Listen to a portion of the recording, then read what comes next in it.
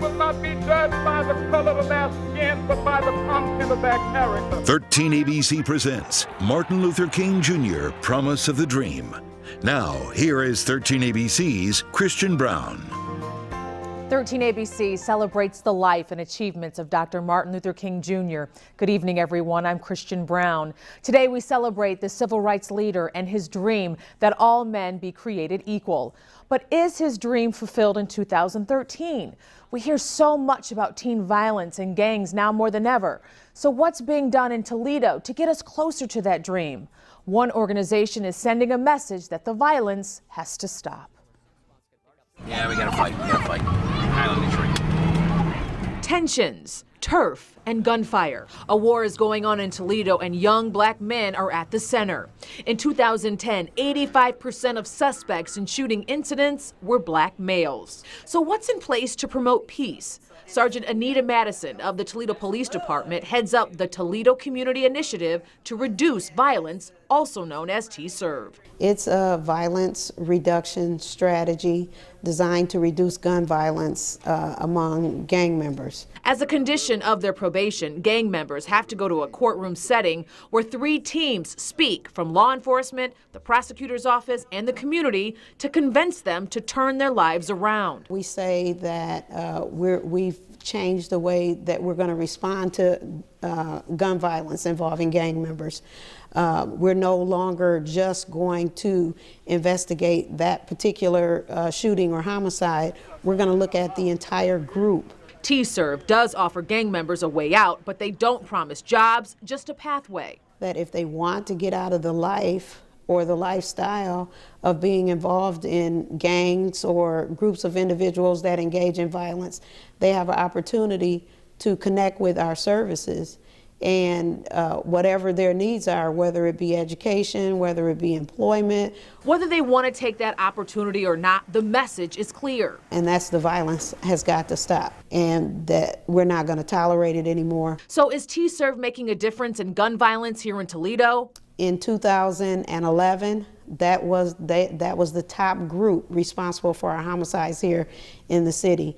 Now they're ranking 3rd behind domestic violence and drug offenses. The statistics say yes. If you would like to get involved in the community element of T-Serve, you can find the program on Facebook. And city leaders say it is vital to reach inner city young people at a young age to keep them from turning to the streets. Tonight we highlight 2 powerful organizations here in Toledo who are answering that call. Together we rise. My brother's keeper. Together we rise. Save lives. Save lives. When we walk into a room, beyond the room. Students at Martin Luther King Jr. Academy for Boys recite the motto of SAB. It stands for Student African American Brotherhood. The organization serves as a support system for young boys. One Saturday a month, the group meets to help each other excel academically, socially, and professionally. Dr. Romulus Durant is the founder of the Toledo chapter that serves the students in Toledo Public Schools. So we want to show the young man that you may not have a father at home, maybe a father that's not involved, but there's still avenues in life that you could pursue, in which we're here to support you on. At the same time, there's more of a constructive venue that parents can get together and be perceived as a higher expectations of each other. Students share what they've learned through being a part of SAB. Like if I graduate in high school for 3.0, I can go to college, UT, for 1 year free, and explain us that how we can change the world if we just get our education together. It made me learn about stuff like resume, portfolio, thinking about high school and college. Instead of just being somewhere on the street, asking people for money, just having a good life, going to college, and having a good education. The only thing equal between every one of us is you have 24 hours in a day. That's it. What you do with your 24 hours will set you apart from the next person. That I have a pipeline, which I want to create the new pipeline, not the schoolhouse to jailhouse, but a SAB and a WOE pipeline. WOE stands for Young Women of Excellence. We are exceptional. We are extraordinary. We make no excuses. We never fail because we never give up. It's the organization that Dr. Durant founded to motivate the young women in Toledo to excel in the classroom. These bright young ladies attend Ella P. Stewart Academy for Girls. WO's mission is to empower these young girls, provide them the tools to succeed academically, morally, and professionally. The group also aims to build their self-esteem. Is that when we walk into a room, We own the room. that's just what it means. It means there's an expectation of you that when you walk in, everyone recognizes it. By the way you dress, by the way you carry yourself. Some girls say it's an expectation they've never had before, and they like being a part of sisterhood. You have to be a leader. You just can't gossip about people because that's not right. Bullying is against the law now, and I'm happy they made new laws because I have some people that I know who are being bullied, and I'm happy that I can be my sister's keeper and help them out. People are always building you up, never tearing you down. You always have a sisterhood going on.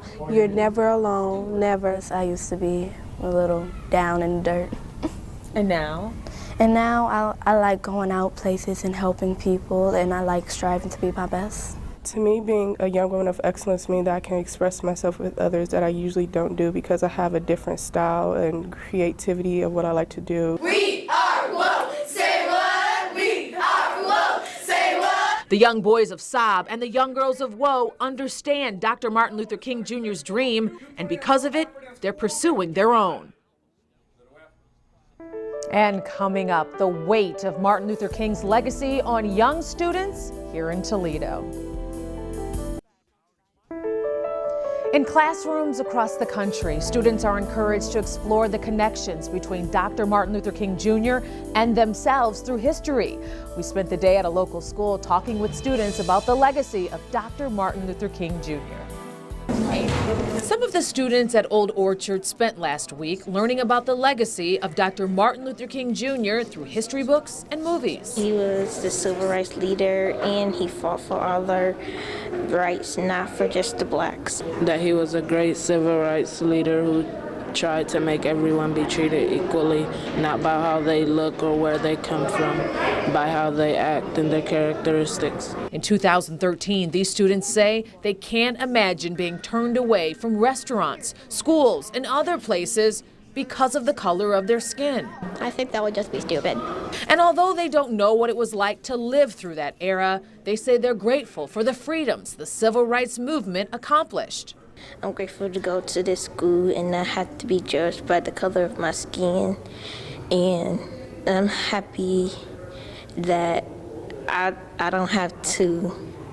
I get to go anywhere or do anything and be whatever I want to be. We can grow up to be whatever we want and be treated equally. And I'm glad that he was able to help. The freedom to choose their own destiny and the right to be judged by the content of their character and not the color of their skin. Congress approved a memorial to Dr. King 30 years after his death, and since it opened in August 2011, millions have stopped by to pay tribute. Here's 13 ABC Washington Bureau Chief Jacqueline Policastro. On any given day at the Martin Luther King Jr. Memorial in Washington, D.C., you'll find all sorts of people strolling around, black and white, American and foreign, those who remember King and those who've only read about him in a textbook. It's really cool to see him recognized in this way amongst presidents and important people. This is Shalir Grady's first time visiting the memorial. King died long before she was born, but her mom, Beryl Shorter, was a young girl when the March on Washington happened in August 1963. I remember watching on television, and it was just awesome. I remember it as though it was yesterday. Shorter was here when the memorial was dedicated a year and a half ago. It features King's likeness carved into a stone of hope, emerging from the mountain of despair. It's from a line in King's I Have a Dream speech. And there are quotes from many more of King's speeches etched into the memorial's walls. There's a quote that I can always see that brings back something for me. Mom and daughter say this national tribute to Martin Luther King Jr. shows how far African Americans have come to be equal citizens. But they say there's more work to do. it helps us as young people see that they paved the way, and now we need to be making strides to pave the way for future African Americans and other people in the future, because he fought for everybody. It wasn't just African Americans. Reporting in Washington, I'm Jacqueline Policastro. And when we return, the most riveting civil rights speech in American history, when Promise of the Dream, a salute to the legacy of Dr. Martin Luther King Jr., returns.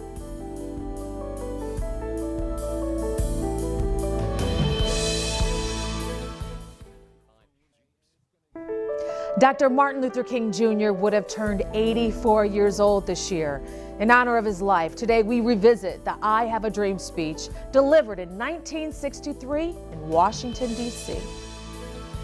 50 years ago, a great American in whose symbolic shadow we stand today signed the Emancipation Proclamation. This momentous decree came as a great beacon light of hope for millions of Negro slaves who had been seared in the flames of withering injustice. It came as a joyous daybreak to end the long night of their captivity. But 100 years later, the Negro still is not free. 100 years later, the life of the Negro is still sadly crippled by the manacles of segregation and the chains of discrimination. 100 years later, the Negro lives on a lonely island of poverty in the midst of a vast ocean of material prosperity. 100 years later, the Negro is still languished in the corners of American society and finds himself in exile in his own land. So we've come here today to dramatize a shameful condition. In a sense, we've come to our nation's capital to cash a check. When the architects of our republic wrote the magnificent words of the Constitution and the Declaration of Independence, they were signing a promissory note to which every American was to fall heir.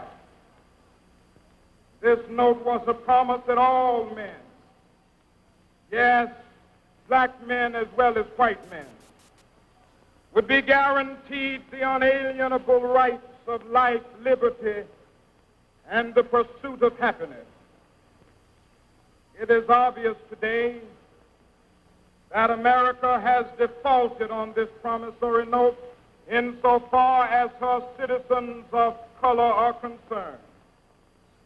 Instead of honoring this sacred obligation, America has given the Negro people a bad check, a check which has come back marked insufficient funds.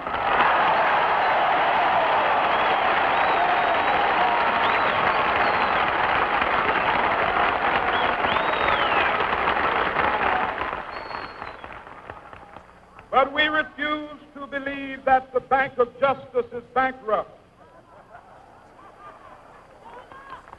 We refuse to believe that there are insufficient funds in the great vaults of opportunity of this nation. So we've come to cash this check, a check that will give us upon demand the riches of freedom and the security of justice.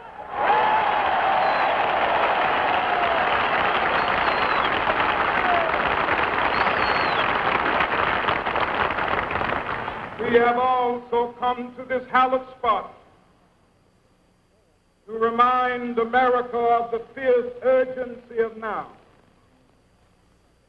This is no time to engage in the luxury of cooling off or to take the tranquilizing drug of gradualism.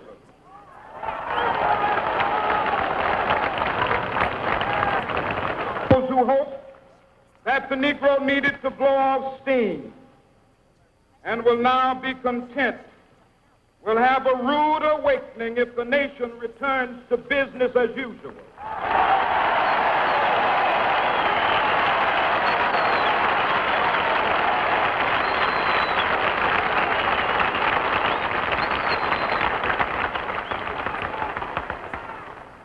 There will be neither rest nor tranquility in America until the Negro is granted his citizenship rights. The whirlwinds of revolt will continue to shake the foundations of our nation until the bright day of justice emerges. But that is something that I must say to my people who stand on the warm threshold which leads into the palace of justice. In the process of gaining our rightful place, we must not be guilty of wrongful deeds. Let us not seek to satisfy our thirst for freedom by drinking from the cup of bitterness and hatred.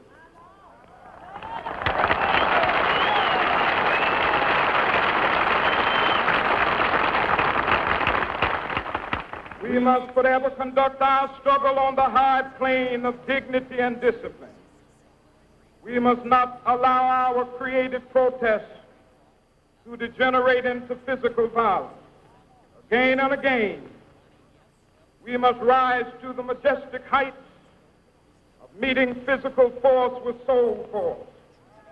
The marvelous new militancy which has engulfed the Negro community must not lead us to a distrust of all white people. For many of our white brothers, as evidenced by their presence here today, have come to realize that their destiny is tied up with our destiny.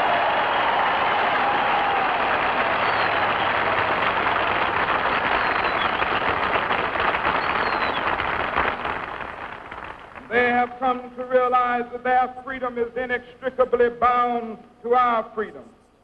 We cannot walk alone. And as we walk, we must make the pledge that we shall always march ahead. We cannot turn back.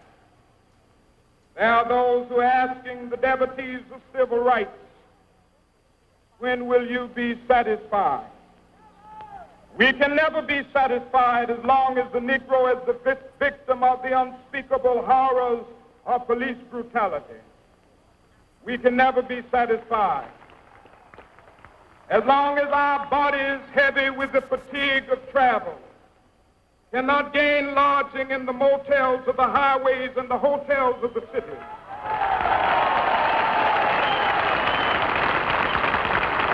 We cannot be satisfied as long as the Negro's basic mobility is from a smaller ghetto to a larger one.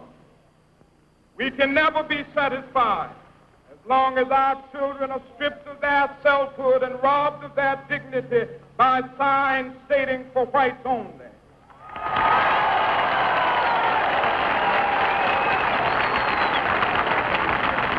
We cannot be satisfied as long as the Negro in Mississippi cannot vote and the Negro in New York believes he has nothing for which to vote.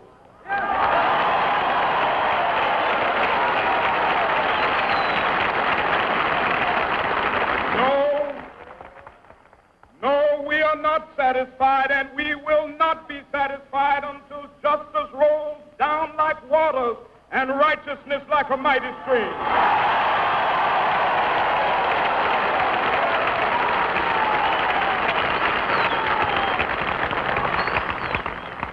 So even though we face the difficulties of today and tomorrow, I still have a dream. It is a dream deeply rooted in the American dream. I have a dream that one day this nation will rise up, live out the true meaning of its creed. We hold these truths to be self-evident that all men are created equal.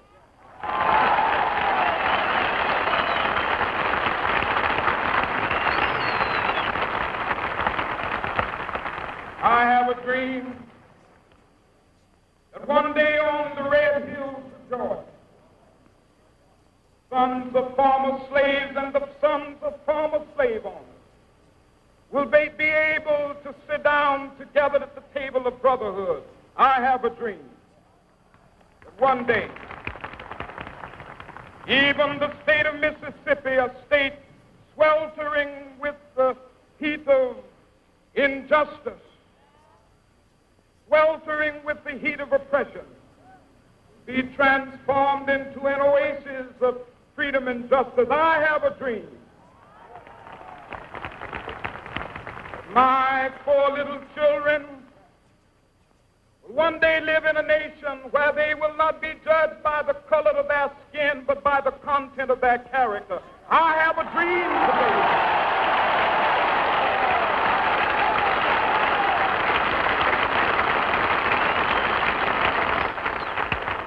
I have a dream that one day, down in Alabama, with its vicious racists, with its governor having his lips dripping with the words of interposition and nullification, one day right there in Alabama, little black boys and black girls will be able to join hands with little white boys and white girls as sisters and brothers. I have a dream today.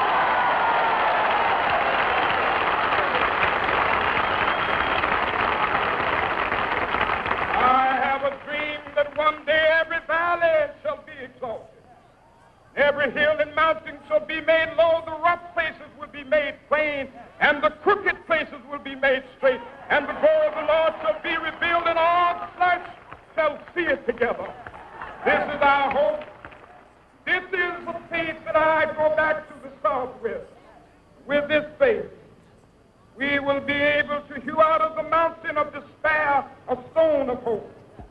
With this faith, we will be able to transform the jangling discords of our nation into a beautiful symphony of brotherhood.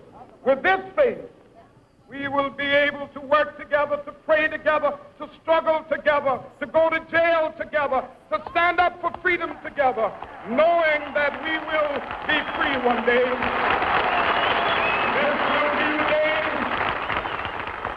This will be the day when all of God's children be able to sing with new meaning, my country tears of thee. Sweet land of liberty of thee I sing. Land where my fathers died, land of the pilgrim's pride. From every mountainside, let freedom ring. And if America is to be a great nation, this must become true. So let freedom ring. From the prodigious hilltops of New Hampshire, let freedom ring. From the mighty mountains of New York, let freedom ring. From the heightening Alleghanies of Pennsylvania, let freedom ring. From the snow-capped Rockies of Colorado, let freedom ring. From the curvaceous slopes of California. But not only that, let freedom ring from Stone Mountain of Georgia. Let freedom ring from Lookout Mountain of Tennessee. Let freedom ring from every hill and molehill of Mississippi, from every mountainside. Let freedom ring, and when they capital, when we allow freedom ring, when we let it ring from every village and every hamlet, from every state and every city, we will be able to speed up that day when all of God's children, black men and white men, Jews and Gentiles, Protestants and Catholics, will be able to join hands and sing in the words of the old Negro spiritual, free at last, free at last, thank God Almighty, we are free at last. This year marks 50 years since that speech was given on the steps of Lincoln Memorial. It's a constant reminder of how far we've come and where we need to go. Thanks for joining us. I'm Christian Brown.